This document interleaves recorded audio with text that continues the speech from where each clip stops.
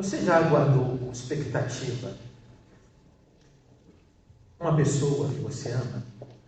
A volta de uma pessoa, um marido ou a esposa que está de viagem? O de Gerson está aguardando a sua esposa voltar da Alemanha, já tem quase 30 dias, né? Dia 2 completa 30 dias. Imagina como está o coração do Ed Gerson. Às vezes você está aguardando um filho, uma filha, um irmão, uma irmã, avó e avô, um tio amado, uma tia amada, um amigo, ou uma amiga, um noivo ou a noiva, que há muito tempo você não vê, mas está aguardando porque você ama e quer abraçá-lo, quer ter comunhão com ele.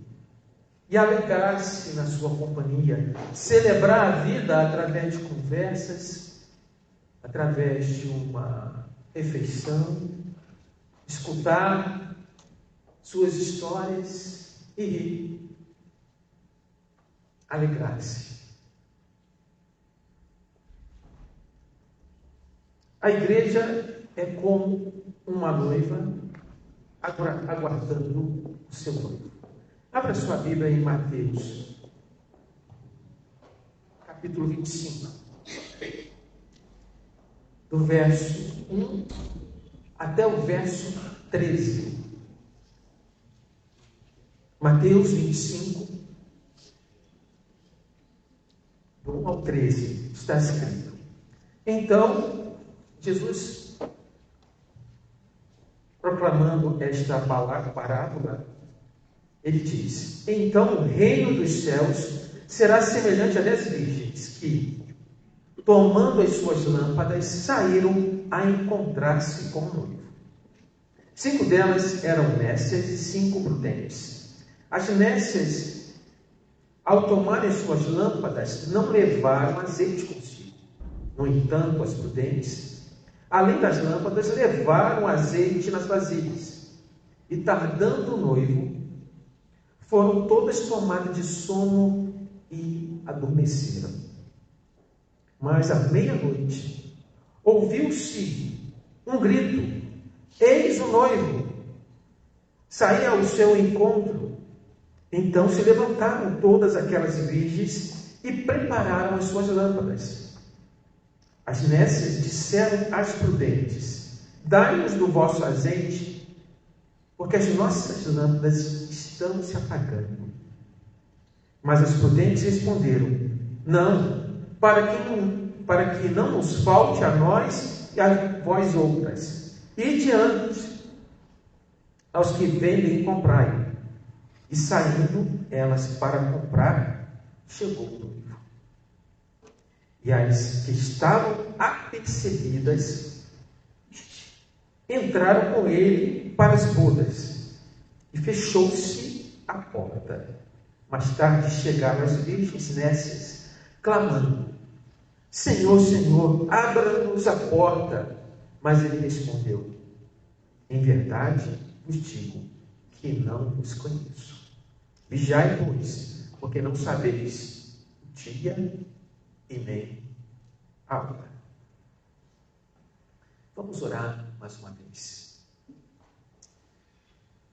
Eterno Deus, vem com teu Santo Espírito, Senhor, instruir a tua igreja, os teus filhos e filhas. Venha, ó Pai, edificar as nossas vidas, para que estejamos prontos quando o seu Filho retornar. Em nome de Jesus. Amém.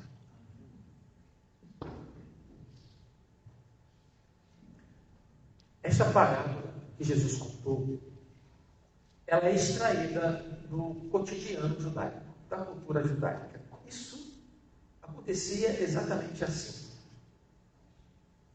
E são uma das 4 parábolas que Jesus contou após o sermão profético. Então, o contexto é o sermão profético de Jesus. Quando ele fala do início das dores, depois ele fala o que vai acontecer até o final, ele faz um anexo falando da grande tribulação e depois da sua volta. A primeira parábola é a da figueira, que é um símbolo bíblico da nação de Israel. Jesus associa essa parábola, essa figueira, à nação revigorada com a aproximação dos acontecimentos escatológicos. A segunda parábola é do servo bom e do servo mau. A vinda de Cristo será súbita e inesperada.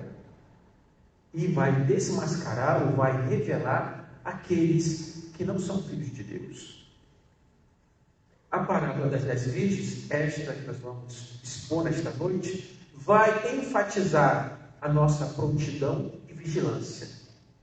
E a parábola dos talentos vai ressaltar o serviço fiel do servo e da serva durante o longo período de ausência do Senhor que voltará. O tema central da parábola, como eu falei, é vigiar. E isso é confirmado na orientação de Jesus em Mateus 24, do verso 42 ao 44, onde eu leio: portanto, vigiai.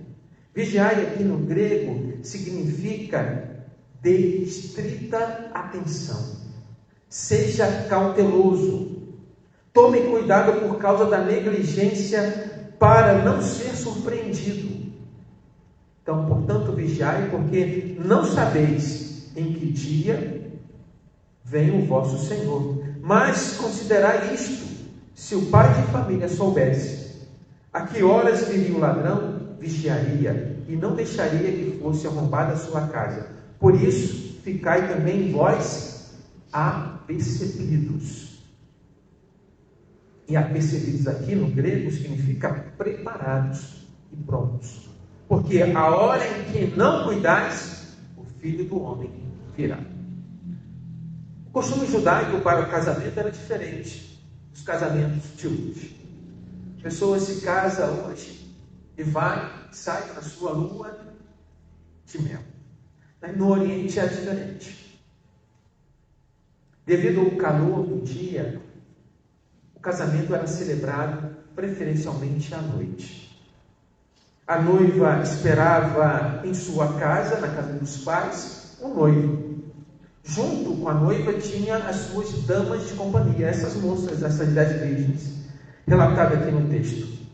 E logo que se anuncia o noivo, que o noivo está se aproximando com seu cortejo, as moças têm a tarefa de ir ao encontro do noivo com as suas lamparinas, com as suas lâmpadas. Era necessário lâmpada porque naquele tempo não tinha essa tecnologia que nós temos hoje. Luz, né?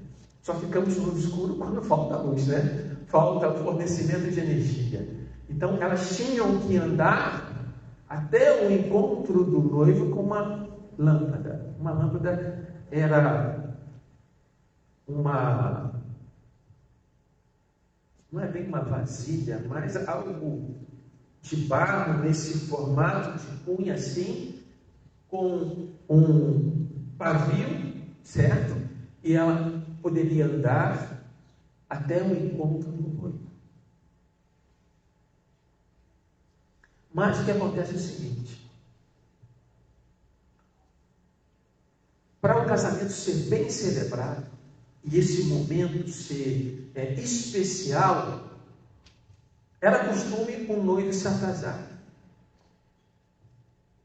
E geralmente, para ficar melhor, era algo que deveria ser inesperado, teria que surpreender a noiva com as suas damas de honra, que o texto trata como as 10 virgens.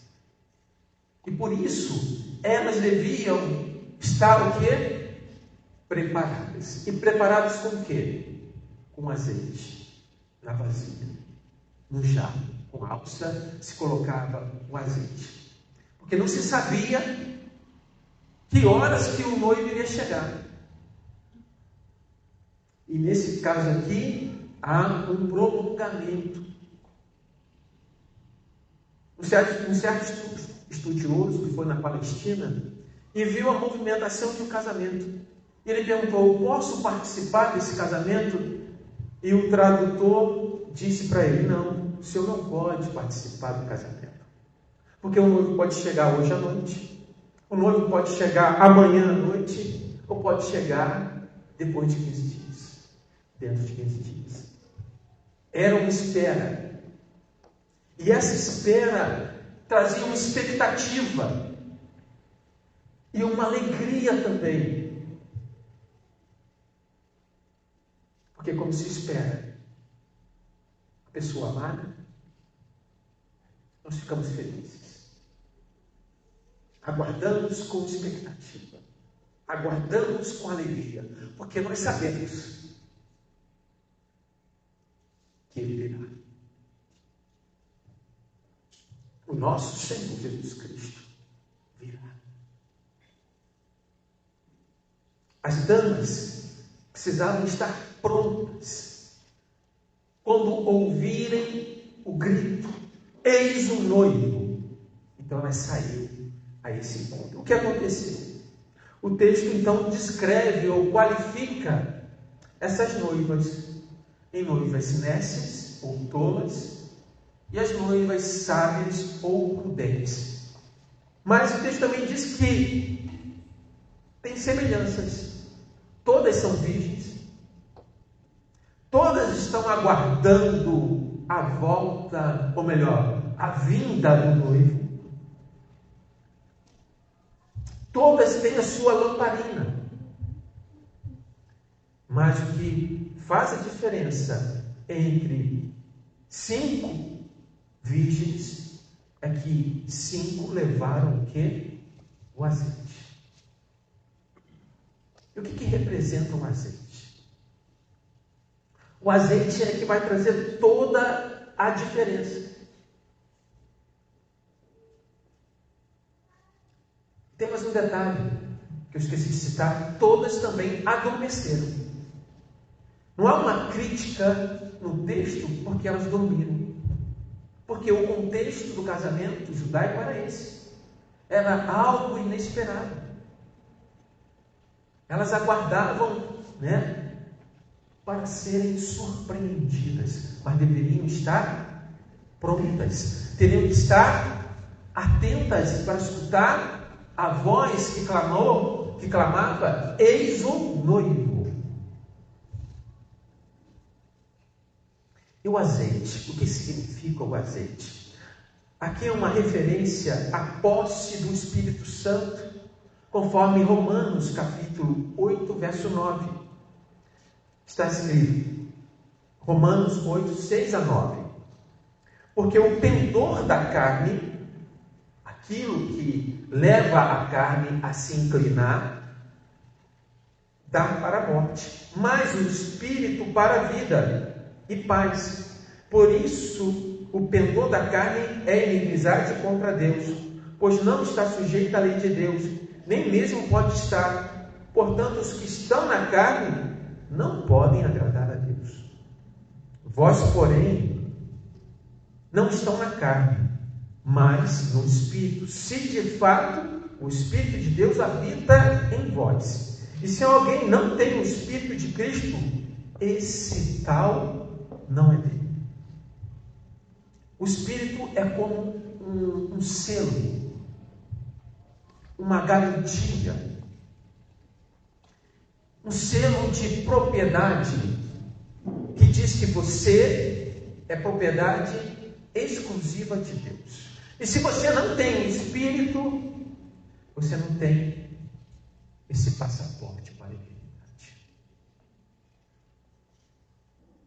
Efésios fala que nós devemos ser influenciados pelo Espírito e não deixarmos o álcool ou a bebida nos dominar. Viver em Espírito é um comparativo de ser prudente, de ser sábio. Gálatas 5,16 está escrito: digo, porém, andai no Espírito e não cumprireis a concupiscência da carne. Efésios 5,18: e não vos embriagueis com vinho em que há contenda, mas enchei-vos do Espírito. Em Efésios 1, 12 até o 14, está escrito: a fim de sermos para o louvor da sua glória, nós, o que de antemão esperamos em Cristo, em quem também vós, depois de ouvirdes a palavra da verdade, o evangelho da salvação, tendo nele crido, foste selados com o Espírito da promessa, o qual é o penhor da nossa herança. Está vendo aqui? Penhor da nossa herança. Qual que é a sua herança? Até o resgate da propriedade em louvor da sua glória. Qual é a sua herança? Nós somos herdeiros com Cristo. E o que é de Cristo? É tudo. Ele recebeu todo o poder no céu e na terra. E Ele é Deus. Ele é proprietário de tudo. Ele é dono de tudo.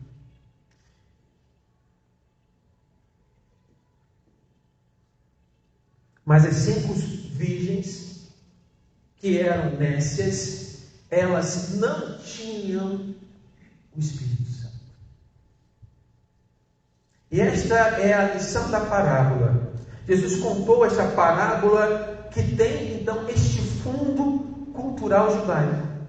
Uma celebração de casamento que todos aqueles ouvintes, quando Jesus contou essa parábola, sabiam exatamente o que significava o casamento judaico daquela época. E agora vocês também sabem qual o contexto, qual o pano de fundo para Jesus falar isso. Então, estar pronto inclui estar preparado para uma longa espera. Nós já estamos esperando o retorno do nosso Senhor Jesus Cristo, numa expectativa amorosa e com fé. Sabemos que Ele vai voltar. E sabemos que não tem um dia marcado. Só Deus sabe disso. Mas eu e você, que somos selados pelo Espírito Santo, precisamos estar vigilantes, preparados, não negligentes. Precisamos ler Mateus 24, o sermão escatológico de Jesus, para saber os eventos que estão para acontecer, para não sermos pegos de surpresa. E isso só é possível com fé e amor nos nossos corações. E o óleo é justamente o suprimento espiritual para manter as nossas lâmpadas acesas. Pense nisso. O óleo é o suprimento espiritual. O Espírito Santo. Quando eu falo de óleo, eu estou falando do Espírito Santo. É esse suprimento espiritual para manter a nossa vida acesa. Porque aquilo que Deus começou, Ele vai terminar. Um dos 5 pontos do calvinismo é perseverança dos santos. Não é por causa da gente, mas é por causa dele, do agir dele em nossas vidas. Por isso, o óleo nessa passagem é essencial. Como eu posso então estar pronto para a volta do nosso Senhor? Primeiro, priorizando o reino de Deus. Neste caso, não deixe a lida da vida, nossas tarefas cotidianas e diárias. Tirar o foco, tirar a prioridade do amor que você tem que dedicar a Deus. Você tem que dedicar de todo o coração, de toda a alma, de todo o entendimento, com todas as forças. É um relacionamento. Você só tem expectativa, você só aguarda uma pessoa que você ama, se você tem o quê? Irmão indigesto. Você tem relacionamento. Se você ama. Senão, tanto faz, né? Senão, tanto faz. Será que é assim? Tanto faz?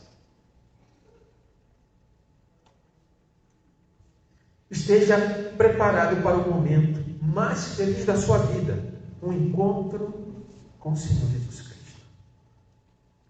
Quando os judeus, nessa celebração de casamento, eles celebravam o casamento, eles iam para a casa do noivo. Elas iam para a casa do noivo, os convidados também, E como esse casamento se dava à noite, né, eles fechavam a porta. E depois que fechou a porta, ninguém mais entra. Por isso, as mestres voltam. O texto não diz que elas conseguiram azeite. Elas vão e voltam e pedem para entrar. Mas qual que é a resposta? É uma triste resposta. É uma triste resposta. Eu não os conheço. Eu não os conheço.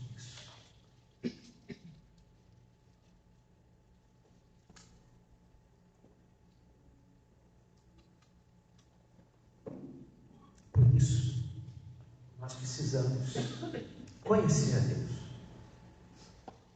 E como que você conhece a Deus? Como você conhece a Deus? Através de Jesus Cristo. Como você conhece a Deus? Através da palavra.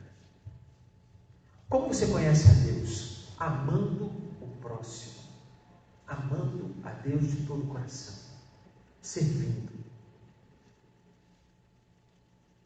Essa parábola tem um sentido imediato e tem um sentido pleno. O sentido imediato é que ela foi dirigida para os judeus. Era um povo eleito e eles deveriam estar preparados para essa vinda de Jesus Cristo quando ele foi crucificado. Mas eles não identificaram em Jesus o Messias, a não ser aqueles que Deus chamou para crer. Mas também esta palavra tem esse sentido pleno,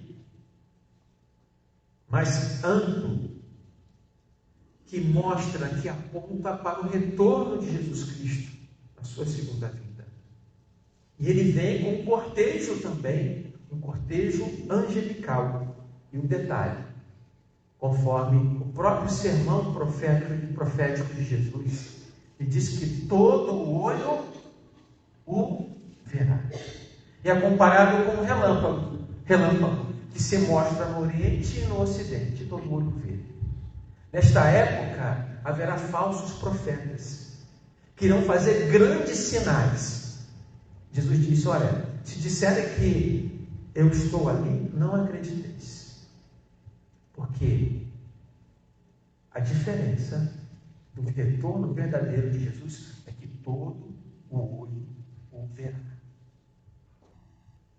Contudo, essa parábola também traz algumas advertências que eu quero compartilhar com vocês. A primeira advertência é que há certas coisas que não podem ser deixadas para o último momento.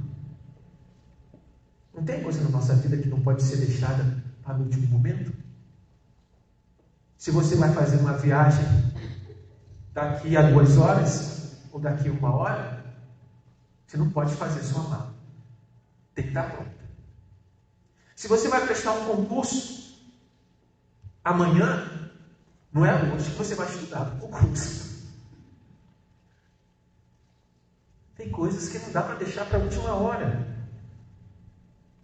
Se você foi chamado para trabalhar em determinada área, numa determinada profissão, não é hoje que você vai fazer um curso naquela área. Se você foi chamado para trabalhar como eletricista, não, vou fazer um curso de eletricista para começar a trabalhar amanhã. É impossível. Você tem que estar pronto, você tem que estar com o curso pronto. E tem coisas que não dá para deixar para a última hora. O mesmo acontece com a gente e Deus. Este é o momento de você buscá-lo de todo o coração, de toda a alma. Este é o momento de você dedicar tempo de oração. Este é o momento de você servi-lo. Esta é a oportunidade que você tem para ser um servo fiel, com aqueles talentos e dons que Deus deu a cada um de vocês. Não é amanhã, é hoje.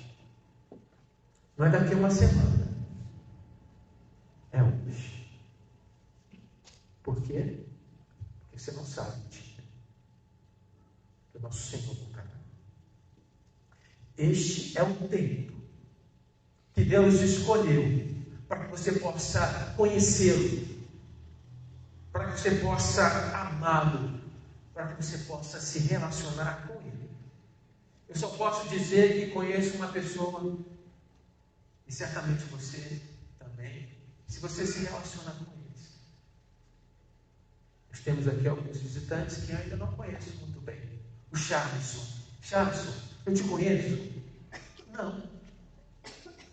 Dona Zilda, eu conheço a senhora só de ver aqui domingo passado, de conversar muito pouco. Eu tenho um relacionamento? Não tenho. Infelizmente não tenho. Essa é a verdade. Você tem um relacionamento com Deus? Você o conhece? Ele te conhece? É lógico que Ele te conhece. Deus conhece tudo, gente. Deus conhece a palavra que você vai falar daqui a 10 dias. Você não sabe, mas Deus conhece. Deus te via ainda quando você era uma substância informe no ventre materno. Deus conhece. Nesses termos. Mas, se você não tem um relacionamento com Ele, cuidado. Para não chegar um dia e Ele dizer: eu não vos conheço. Aos fariseus, Jesus disse, em Mateus 23, 27, ai de vós, escribas e fariseus, hipócritas, porque sois semelhantes a sepulcros caiados, que por fora se mostram belos, mas interiormente estão cheios de ossos, de mortos e de toda imundície. Aparentemente, é bonito, mas interiormente vazio. E aqui está o outro ponto da mensagem de advertência. Além de nós não podermos deixar para amanhã as coisas, tem que ser hoje, tem certas coisas que a gente não pode pegar e emprestar. Quer ver uma coisa que é difícil você emprestar? Um carro. Irmã Denise já deu a dica. O carro é difícil de emprestar. É difícil? Por que tu lembra? Quem acha que emprestar um carro é difícil para uma pessoa? Meu filho pediu um carro hoje para mim. Não. Eu até aprofitei. As Virginésias não conseguiram azeite emprestado quando descobriram que necessitavam de azeite. Tem certas coisas que você não pode pedir emprestado. Você pode pedir emprestado para outra pessoa um relacionamento com Deus? Você não pode pegar emprestado a aparência.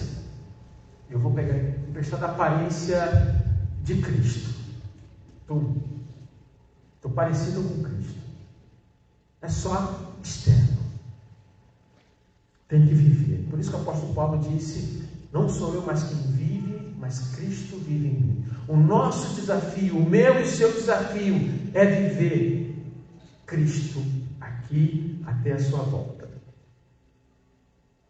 Por isso somos chamados. O tema da igreja, eu sempre bato nessa tecla, é ser semelhante a Cristo, conforme Romanos 8, 29. Ou seja, precisamos nos revestir dele.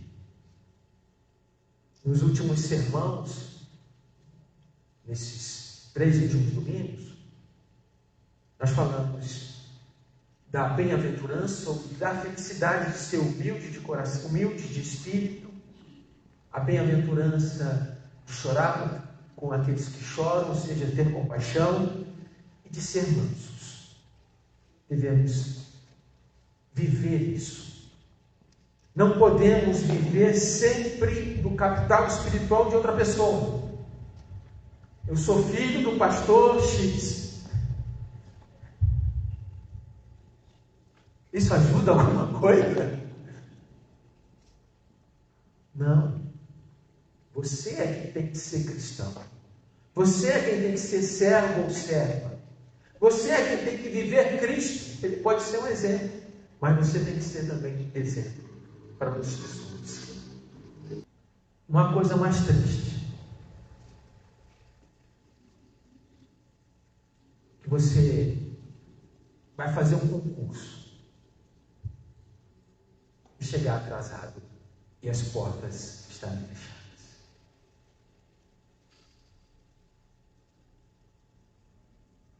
A fé também não pode ser emprestada. Você não pode pegar a fé de outra pessoa para você. Impossível. A fé que nós recebemos precisa ser vivida constantemente. Por isso, priorize o reino de Deus na sua vida.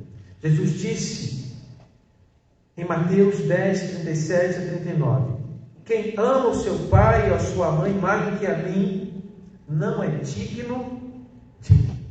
Quem ama o seu filho ou a sua filha mais do que a mim, não é digno de mim. Quem não toma a sua cruz e vem após mim, não é digno de mim. Quem acha a sua vida, perdê-la-á. Quem todavia perde a sua vida, por minha causa, acha-la. A nossa identidade cristã tem um símbolo, que é a cruz. E a cruz significa o negar-se a si mesmo. Enquanto as nécias se foram, o noivo chegou e a festa começou. Certamente, na casa do noivo existia muita alegria. Talvez se escutassem os risos lá fora, a comunhão, as gargalhadas, as músicas. As nécias chegaram, mas a porta estava fechada. E não puderam entrar. E só escutaram uma resposta: não vos conheço. E essa declaração é a mesma declaração de Mateus 7, 23, onde diz: nem todo que me diz Senhor, Senhor entrará no reino dos céus, mas aquele que faz a vontade de meu Pai que está nos céus. Muitos naquele dia hão de dizer-me: Senhor, Senhor, porventura não temos nós profetizado em teu nome? E em teu nome expelimos os demônios? E em teu nome não fizemos muitos milagres? Então direi explicitamente: não vos conheci. Apartai-vos de mim, os que praticais a iniquidade. Cristo rejeitará todo aquele que não tem um relacionamento verdadeiro. Trazendo isso para o nosso contexto. Senhor, eu preguei na igreja presbiteriana do Tigre. Senhor, eu toquei um instrumento musical. Eu louvei. Senhor, eu fui professor de escola bíblica dominical. Senhor, eu sentei para escutar a palavra. Mas que relacionamento você tem com Deus? É um relacionamento que você conhece a Deus? Você prioriza Deus? Você carrega a cruz? Você coloca Deus em primeiro lugar? Ou é a sua família em primeiro lugar? Ou é os seus planos em primeiro lugar? Ou é o seu eu em primeiro lugar?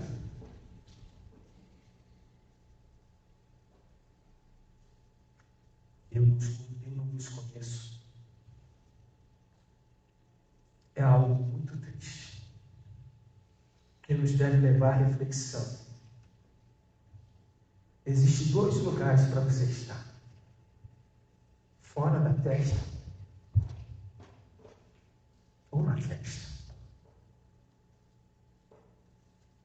Existem apenas duas situações.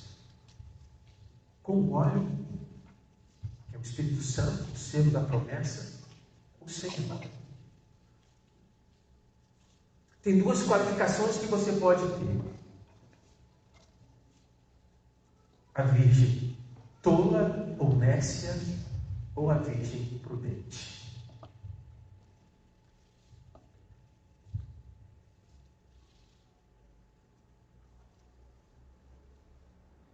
Existe apenas duas expectativas, aguardando o dia da volta, porque ele vem, a equipe pode tomar posse aqui, tá? Ou viver uma vida alienada de Deus. Por isso eu vos convido nesta noite a participar dessa festa. Jesus chamou os seus discípulos: vem e segue. E se você escutou a voz de Jesus Cristo te chamando, esta é a noite, não é a manhã. Tem coisas que não dá para deixar para o dia seguinte. Eu quero orar por você nesta noite. Eu quero que essa mensagem frutifique em seu coração. Eu quero que o Espírito Santo edifique a sua vida e transforme a sua vida no propósito de Deus, que é ser semelhante a Cristo. Ser como Cristo. E para isso, para ser semelhante com Cristo, devemos passar pela cruz. Feche seus olhos. Eterno Deus, nós louvamos o Teu nome, Senhor. Tu és o Deus eterno e todo-poderoso, e tem manifestado a Sua compaixão e a Sua misericórdia desde a fundação do mundo, não poupando o Seu Filho Jesus Cristo, antes o enviando para morrer na cruz, o castigo que deveria ser nosso, mas só Ele podia executá-lo para nos dar vida e vida abundante. E temos esta expectativa do retorno dele e entrarmos, Senhor, na glória, e entrarmos com Jesus Cristo na festa, na celebração das bodas do Cordeiro. Louvamos o Teu nome, porque sabemos que não é porque nós merecemos, mas simplesmente por Sua graça e amor. Abençoa os Seus filhos e filhas sempre esta noite. Que Teu Santo Espírito transforme nossas vidas no projeto que o Senhor desenhou desde a eternidade. Em nome de Jesus.